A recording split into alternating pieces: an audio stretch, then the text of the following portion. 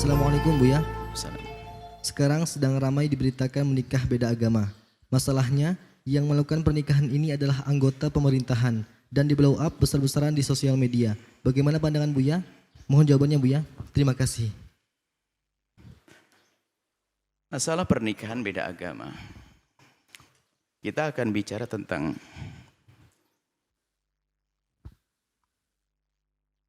tidak dari konteks agama dulu deh. Kalau agama nanti ada, kita konteks di luar dari konteks agama. Kami ingatkan, Anda wahai saudaraku yang beragama Hindu, Anda wahai saudaraku yang beragama Buddha, Anda saudaraku yang beragama Nasrani, kami himbau, kalau Anda ingin menikahkan putra-putri Anda, upayakan yang banyak kesamaannya. Jangan resiko menikahkan yang banyak perbedaannya.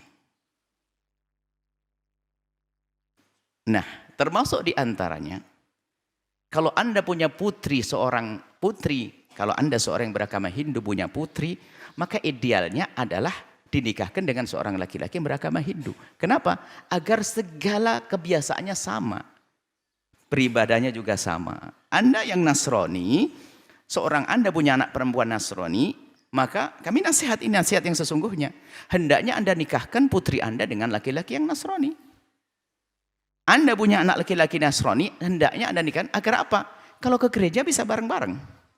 Habis itu bisa kuliner sama-sama. Ini kan begitu, ini masalah keharmonisan rumah tangga dulu dong, yang kita bangun begini. Dan bangunlah cinta seperti itu agar mencintai orang yang sekiranya banyak. Sebetulnya masalah ini kan sudah fitrah, bahwasanya kalau kita menginginkan yang sama. Mohon maaf, orang kaya pengen anaknya dapat orang kaya, anak raja. Ini kan sudah sesuai. Maka dalam istilah kafa'ah disesuaikan dong, kan begitu. Maka saya sebagai seorang muslim, jika menemukan seorang Nasrani yang melarang putrinya menikah dengan seorang Hindu, saya anggap tidak ada masalah, haknya dia kok ini, dia haknya dia. Agar anak perempuannya bisa menikah dengan laki-laki bersama satu agama. Jangan dicaci dong, ini Nasrani nggak tolerir dong, masa nikah dengan harus dilarang-larang begitu. Loh, ini kan haknya dia untuk bahagia, mencari pasangan yang sama-sama bisa gereja. Ini orang di luar justru maka usil, orang Islam usil. Ngapain itu kok eksklusif banget itu? Nggak boleh ini, apa itu? Biarin dong menikah. Loh, dia sebagai keluarga besar berhak dong menjaga putrinya agar menikah dengan orang seagama. Biar keindahannya, karena mereka punya kebiasaan baik. Kalau beribadah bareng, habis beribadah ini keliling kan begitu. Sama seorang Hindu yang dia melarang putranya atau putrinya menikah dengan orang Buddha atau yang lainnya, ya kita jangan hargai dong. Bahkan mungkin ada fatwa di agama mereka haram, ya sah dong. Kita harus begitu loh, memandang itu netral begini. Tujuannya kan ada. Pertama adalah mungkin masalah keserasian, yang kedua masalah agama bisa saja punya peran di sini. Dan tidak bertentangan kok ternyata masalah agama. Seandainya ada agama Nasrani melarang atau agama Hindu melarang anak-anaknya menikah dengan berbeda, itu kalau dipandang secara agama nggak boleh. Justru ditinjau dari sisi mewujudkan keindahan rumah tangga, sangat sah yang demikian itu. Bukan sebuah larangan, bahkan bukan sebuah kesalahan di saat mereka melarang. Selesai sampai di sini. Baru kita masuk ranah agama. Kalau seandainya ada seorang muslim mengatakan bahwasanya tidak boleh seorang wanita muslimah menikah dengan seorang laki-laki yang tidak muslim. Mestinya kan sama kasusnya, kenapa kok jadi heboh? Misalnya dia, wow caci itu adalah tidak tolerir dan sebagainya. Ini banyak orang yang cara berpikirnya itu salah. Itu haknya dia menjaga keluarganya, apalagi keluarga besar kaum muslimin. Belum lagi itu adalah rambu-rambu agama. Kalau sudah tujuannya jelek mengacak-ngacak agama, tujuannya mengadu antara Islam dengan Nasrani, sehingga mungkin begini loh ya, pengadu domba itu begini contoh. Ada seorang Nasrani.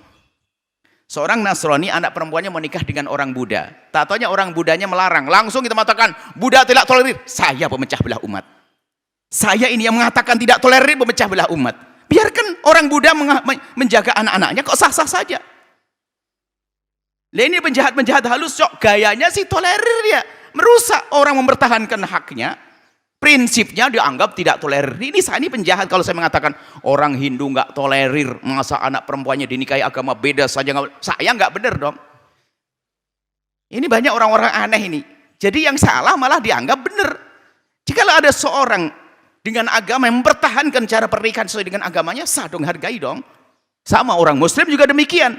Dikatakan seorang Muslimah tidak diperkenankan menikah dengan non-Muslim. Sah dong, tidak ada masalah. Sama kasusnya, mestinya memandang mereka menghargai dong. Ini adalah masalah agama. Jangan dianggap tak tolerir dan sebagainya. Bahkan dikatakan Islam, kalau laki-laki Muslim menikah dengan non-Muslim, dari wanita non-Muslim, ada diperkenankan, tentu ada aturan-aturannya. Seperti mazhab Syafi'i ketat sekali, harus Nasrani ahli kitab yang asli dari usul-usulnya. Tentu dalam mazhab Syafi'i nggak mungkin diterapkan. Tapi mazhab Malik mengatakan ini gampang laki-laki. Tapi pun tujuannya apa dibalik itu semuanya? Kalau dikembali kepada tujuanmu pernikahan untuk apa, wahai hamba Allah? Hei saudaraku yang Kristiani, hei saudaraku yang Buddhis, hei saudaraku yang Hinduis, hei saudaraku yang Muslim, di saat menikah tujuanmu apa? Kan ingin ada kebersamaan. Dengan keyakinan kita ingin bahagia di dunia dan akhirat. Kan begitu. Mestinya itu yang perlu didukung. Bukan sekarang ini kalau ada orang mengatakan menikah beda agama, salah. Wah ini enggak tolerir. Jadi harus pakai menikah beda agama. Hei saudaraku yang saya cintai. Kalau Anda punya anak perempuan yang sangat baik menurut Anda, nggak harus kok, biarpun Anda kenalan baik dengan saya, besanan sama saya, nggak harus kok. Anda berhak mengatakan saya mau besanan dengan Buya, nggak ada masalah, haknya Anda kok. Tapi kenapa kok seolah maksa? Wah, besanan kok nggak mau, itu aja nggak mau, nggak boleh. Kok jadi salah mengukur toleransi dan bukan toleransi. Jadi dalam Islam, saya masuk ranah agama saya, wilayah Islam. Wanita muslimah, wahai saudaraku yang saya cintai, dari saudaraku yang muslimah, ahli surga. Insya Allah pernikahanmu dengan orang di luar Islam pernikahan tidak sah. Tapi alhamdulillah masih ada iman di dalam hatimu. Semoga masih selamat. Tapi ingat ini tidak sah. Segera berpikir bagaimana agar menjadi sah. Yaitu bagaimana? Semoga yang sudah terlanjur menikah, semoga suamimu segera mendapat petunjuk, segera masuk Islam. Yang jelas tidak sah, harus begitu dong. Tapi di saat kita mengatakan tidak sah, nggak perlu orang beragama lain marah-marah, ini nggak tolerir. Apalagi orang satu agama, aneh banget. Ini kan masalah ranah agama dan begitu hukumnya. Tidak sah ya. Kemudian juga di saat sudah terlanjur menikah seperti itu gimana? Ya kita beri pemahaman dong. Bukan dicaci maki juga loh. Kadang ada di antara mereka yang nggak mengerti, dipikir sama. Sebab memang ada fatwa juga lah, ini fatwa dari kaum muslimin yang aneh ini, yang membahayakan nih. Ini fatwa ini sebenarnya dia pemecah belah umat itu. Dia mengatakan nggak apa-apa nikah beda agama, nggak apa-apa. Bahkan ada kalimat yang mengatakan nggak boleh, dia tuh udah sempit pandang. Oh dia yang sempit kok. Dia yang salah menyalahkan orang lain, ini ada. Jadi gara fatwa-fatwa macam ini. Jadi banyak orang yang menikah antar agama itu karena mereka ketidakmengertiannya. Gara-gara fatwa salah. Tahun 98. Fatwa salah tahun 98 kalau tidak salah. Itu mengatakan menikah beda agama adalah boleh dan sebagainya. Masya Allah, na'udzubillah. Dengan dalil-dalil yang unik juga, lucu. Beda agama maksudnya muslimah menikah dengan non-muslim. Bukan muslim menikah dan muslim ya. Muslimah dan muslim katakan boleh. Jelas tidak boleh. Selesai. Lihat, setelah Anda mendengar uraian ini, wahai Anda saudara saya Nasrani. Kan tidak menyinggung Anda kan? Masa? Coba nih kadang-kadang orang Islam yang malah heboh begini nih. Mungkin ada beberapa orang yang kenal saya dengan orang Nasrani. Anda tidak harus kok besanan dengan saya kan? Anda punya prinsip kok. Sah-sah saja. Mungkin ada seorang tokoh agama dalam agama Hindu, Buddha. Nggak harus Anda menikah dengan santri saya. Nggak harus. Seperti itu ya. Jadi ini hal biasa saja. Cuman kadang menjadi heboh. Ada orang yang memancing di air keruh. Ingin memurak-porandakan. Memang negeri ini mudah diadu domba. Dengan bermacam-macam cara. Islam agama dengan agama. Berbusuan. Sehingga seorang yang berpegang dengan prinsip beragamanya. Dianggap tidak tolerir. Justru di saat ada perbedaan ini. Lalu kita nggak bisa tetap akur. Baik, itulah kehebatan kita. Seperti itu. Ya, semoga Allah menjaga semuanya. Jadi saudari-saudariku, urusan menikah dengan orang di luar Islam adalah tidak sah. Sampai kapanpun tidak sah. Wahai saudariku, dan harapan kami adalah semoga calonmu yang non-muslim itu mendapatkan pasangan yang baik, yang sesuai dengan agamanya. Dan Anda akan diganti oleh orang yang lebih baik lagi dari dia. Insya Allah indah semuanya, ya kan? Mau tidak diamini saja, Anda amini, Anda dapat. Calon Anda yang non-muslim akan dapatkan pasangan yang sesuai dan dia akan bahagia. Dan Anda pun dapatkan pasangan yang membahagiakan Anda dari orang yang seagama dengan Anda. Insya Allah semuanya jadi baik-baik. Uhibbukum fillah. Kami cintai semua karena Allah. Allah a'lam bishawab.